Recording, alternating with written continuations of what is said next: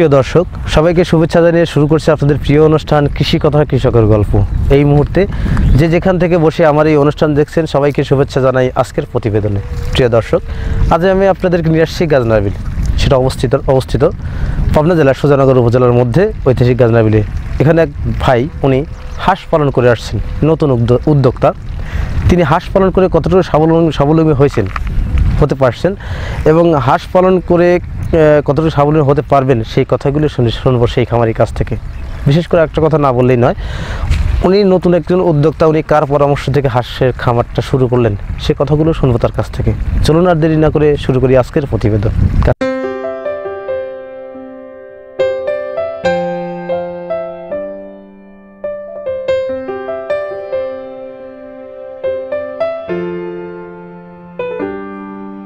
আসসালামু আলাইকুম ভাই। ওয়ালাইকুম আসসালাম। ভালো আছেন ভাই? হ্যাঁ। আপনার নাম কি ভাই? জামাল শেখ। জামাল শেখ। আপনার দেশের বাড়িটা কোথায়? জোরপুকুরিয়া। আপনি দোলাই ইউনিয়ন আর কি। আপনি এখন কোথায় দাঁড়িয়ে আছেন? গাজনার বিলের মধ্যে। আপনার পিছনে যে খামারটি কার? আপনারই? আমি নিজেই মালিক। আপনি এখানে এখন কতগুলো হাঁস আছে? 600 হাঁস আছে। এখানে কি জাতের হাঁস আছে? এটা ক্যাম্বেল জাতের হাঁস আছে। আপনি হাঁস বড় কিনছিলেন না ছোট কিনছিলেন? বাচ্চা কিনছিলাম। একদিনকার বাচ্চা। কোথা থেকে বাচ্চা সংগ্রহ করছিলেন? এই পলান দাসের চালান বনগ্রাম, ওই এজেন্ট উনি মারফতে আনছিলাম। মানে পলান দেশে চালান, মানে উনি এজেন্ট আর কি, ওনার কাছ থেকে বাচ্চা। উনি কি সঠিক বাচ্চা দিয়েছিলেন আপনাকে? না, সঠিকই দিয়েছিলেন আর কি। 650 আনছিলাম। জি 10টা মরক বাড়াইছিল, এখন মরিটাই 600 টেকছে। 600 বাচ্চা আর কি। 450 হাঁস থেকে এখন 600 হাঁস বাচ্চা। আপনার এই 600 হাঁস থেকে কি পরিমাণ ডিম আসছিল? 550 পর্যন্ত আইছিল। 550 আইছিল। তার মানে কত পার্সেন্ট? 95% ডিম আসছিল। 90% ডিম আসছিল। প্রিয় দর্শক, আমার এই ভাই, উনি নতুন একজন উদ্যোক্তা। উনি হাঁসের খামার করছেন নতুন। তারপরে উনি একদিনকার বাচ্চা সংগ্রহ করছিলেন বনগ্রাম থেকে। ওইখান থেকে সংগ্রহ করার পর আজ পর্যন্ত ওনার হাঁসের বয়স 11 মাস। যখন নতুন অবস্থায় হাঁসের ডিম দিয়েছিলেন 550 ডিম আসছিলেন 600 হাঁস থেকে।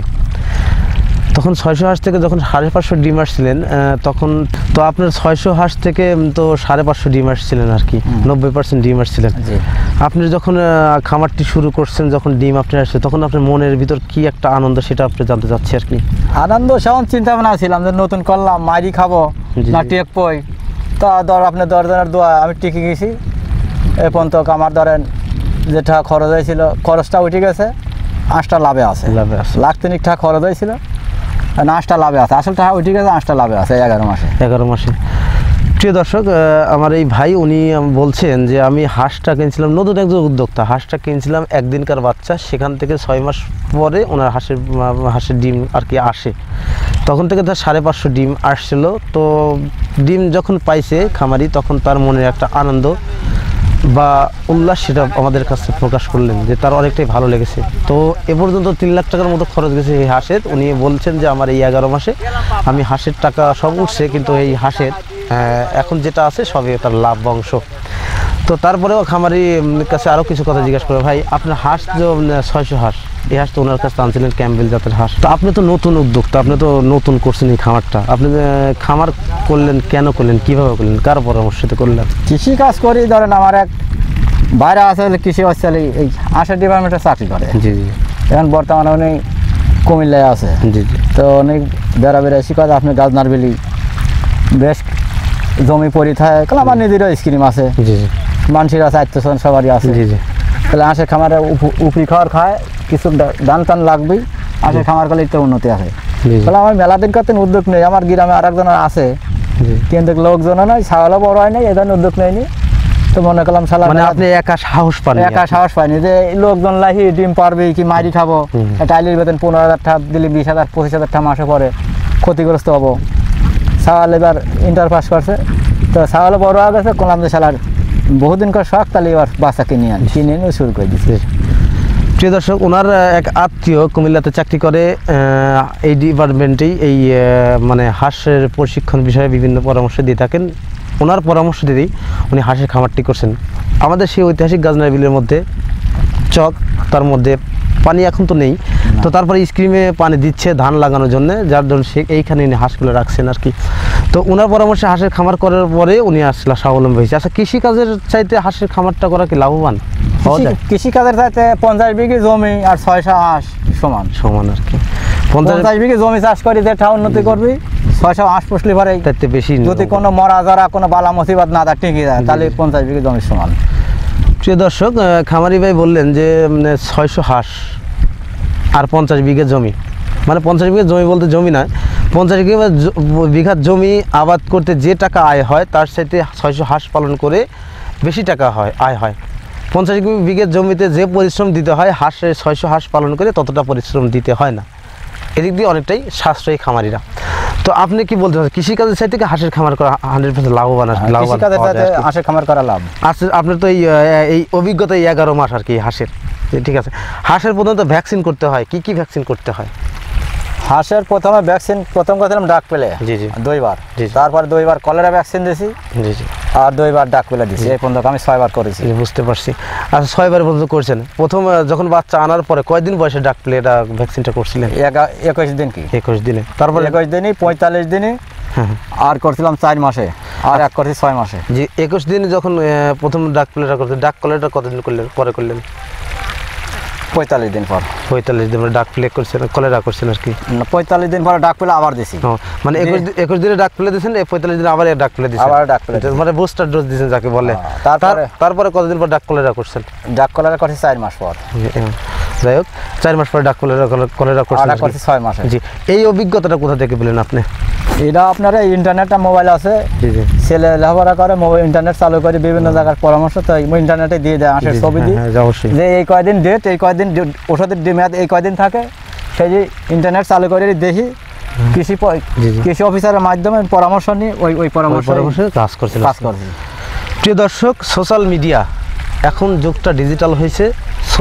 সোশ্যালের মিডিয়ার মাধ্যমে মানুষ অনেক তথ্য, না জানা তথ্য জানতে পারতেছে। তাই ওনার ছেলেটা এখন ইন্টারমিডিয়েট কমপ্লিট করছে, তা সে এখনকার এই যুগের ছেলে, তো তার থেকে তিনি সোশ্যাল মিডিয়াতে ইউটিউবে অনেক ভিডিও দেখেন এবং তা থেকে অনেক তথ্য জানতে পারেন। সেই তথ্যের উপর ভিত্তি করেই উনি বিভিন্ন কাজগুলো করে থাকেন। তাই খামারিরা স্বাবলম্বী হোক আর ভালো থাকুক, এটাই আমার কাম্য অবশ্যই। আচ্ছা, আপনি কি বলেন নতুন যারা খামার করবেন তারা যদি হাঁসের খামার করে তারা কি স্বাবলম্বী হতে পারবে? হ্যাঁ, আর যদি কোনো মরার দর্জনের দোয়া থাকে, যদি ভাগ্য হয়ে যায়, এটা লটারি।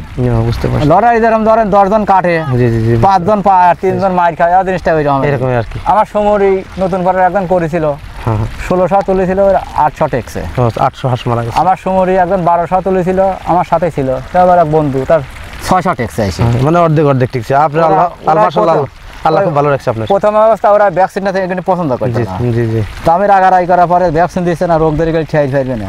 জি জি, পরে আমি ইন্টারনেটে দেখতেছি, বাড়ির ছিল শোন বাচ্চা 1.5 মাস বয়স। জি জি, উনি অ্যাকচুয়ালি ফোন দিয়ে কইছে, দোস্ত আমার অ্যাকচুয়ালি 1600 হাঁসের অলরেডি সবই মরা, 700 মাছি আছে। জি জি, কলাম তো আপনি পশু ডাক্তারে ফোন দেন, পরামর্শ নিয়ে সারি।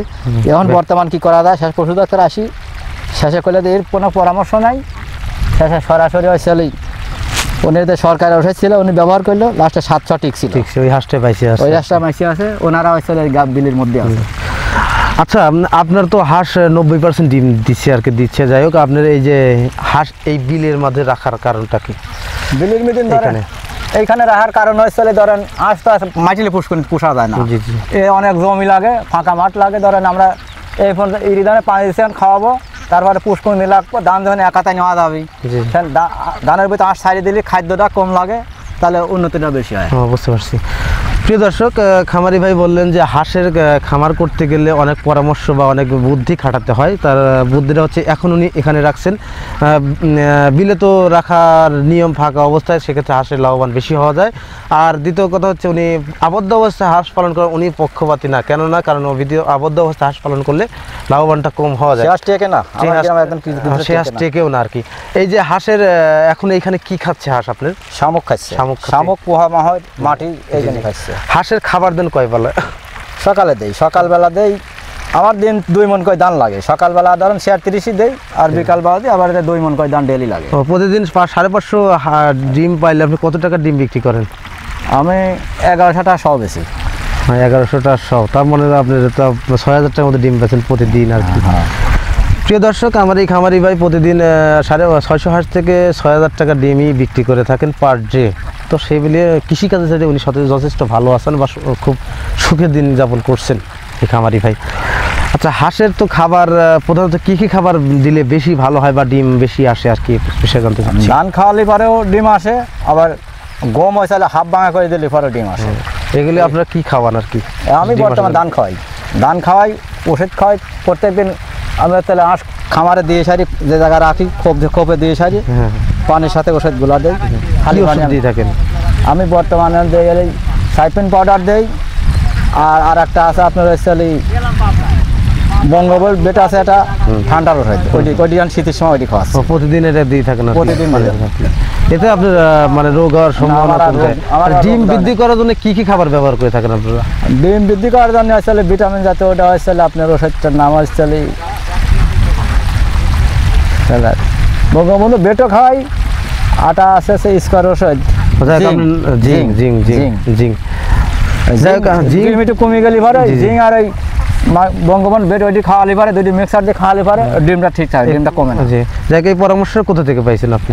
এই ইন্টারনেটে তিনি বাই করে ইন্টারনেটে দেখছেন আর কি।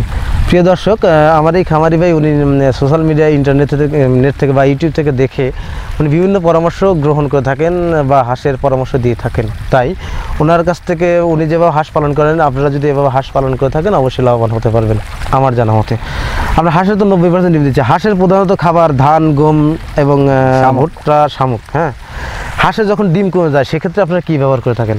ওই জিং আর আসলে বঙ্গবন্ধু বেট ওষুধ ওইটি খাওয়ালে পরে ডিমটা ঠিক থাকে। আর খাবারের মধ্যে কি ব্যবহার করেন? খাওয়ার ওই দিনে দান আর শামুক, তাছাড়া অন্য কিছু না। শামুক যদি না পান সেক্ষেত্রে কি ব্যবহার করেন? ধান ব্যবহার করি। ধান আর কি, সেক্ষেত্রে গমও দেন না আর কি? না, গম পর্যন্ত কামিয়ে পর্যন্ত খাওয়াই। যা গম দিলে ভালো হবে না খারাপ হবে? গম দিলে ভালো হবে, 100% ভালো। গমের দাম বেশি, এই জন্য আমরা গম খাওয়াইনি।